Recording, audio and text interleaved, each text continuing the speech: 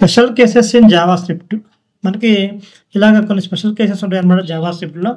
ఇది మనం జావా స్క్రిప్ట్‌లో టైప్ ఆఫ్ ఆపరేటర్‌ని ఇన్ డెప్త్‌గా చూద్దామన్నమాట స్పెషల్ కేస్‌లో. ఎలా ఉంటదో టైప్ ఆఫ్ అనే ఆపరేటర్‌ని యూజ్ చేసి మనం ఎలా వర్క్ చేయగలం కొన్ని వాటి మీద అని చెప్పేసి ఇలా చూస్తే, ఫస్ట్ మనకి టైప్ ఆఫ్ కన్సోల్‌లో టైప్ ఆఫ్ సంథింగ్ అని చెప్పేసి రాసాను.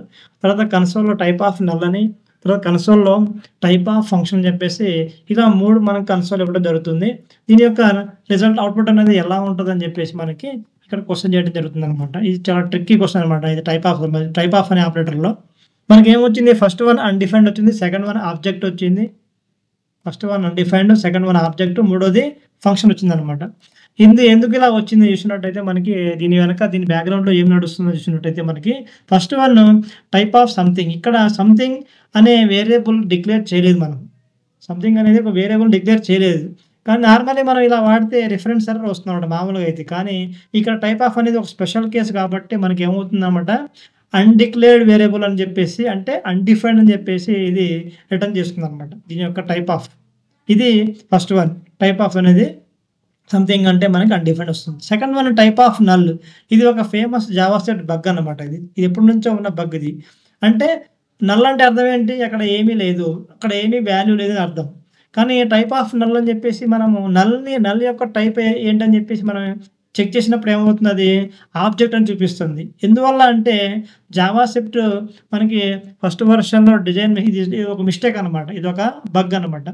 ఏం చేస్తుంది బ్యాక్వర్డ్ కంపాటిబిలిటీ కోసము ఇలా దీన్ని ఉంచడం జరిగిందన్నమాట. ఇది బగ్ అని చెప్పేసి వాళ్ళకి కూడా తెలుసు. కాకపోతే ఇలా బ్యాక్వర్డ్ కంపాటిబిలిటీ కోసం ఇలా ఉంచేసారన్నమాట. కాబట్టి నల్‌ని చెక్ చేయాలంటే ఎప్పుడైనా సరే మీరు దాని యొక్క వాల్యూని ఇచ్చేసి మనం చెక్ చేయాల్సి ఉంటుంది. అంతేగాని మనం డైరెక్ట్‌గా నల్ యొక్క టైప్ ఆఫ్ అంటే ఆటోమేటిక్‌గా అది ఆబ్జెక్ట్‌నే ఇస్తదన్నమాట. నెక్స్ట్ మూడోది టైప్ ఆఫ్ ఫంక్షన్. ఫంక్షన్ యొక్క టైప్ ఏంటని చెప్పి చెక్ చేయడం. ఇక్కడ ఏమొచ్చింది ఫంక్షన్ యొక్క టైప్ ఫంక్షన్ అనే వచ్చింది. ఫంక్షన్స్‌ని కూడా జావా స్క్రిప్ట్‌లో ఆబ్జెక్ట్సే అంటారు. ఆబ్జెక్ట్‌లో ఇవన్నీ సబ్ అన్నమాట. ఫంక్షన్స్, అరేస్ ఇయన్నీ కూడా సబ్ టైప్ అన్నమాట. కాకపోతే మనకి ఇక్కడ ఏమవుతుందంటే మనకి ఫంక్షన్ యొక్క టైప్‌ని మనం చెక్ చేసినప్పుడు ఫంక్షన్ అని చెప్పేసి రిటర్న్ చేస్తుందన్నమాట. అంటే ఒక వేరియబుల్ నిజంగా ఫంక్షనా కాదా అని చెక్ చేయాలంటే మాత్రం type of X equal to function అని చెప్పేసి వాడతాం.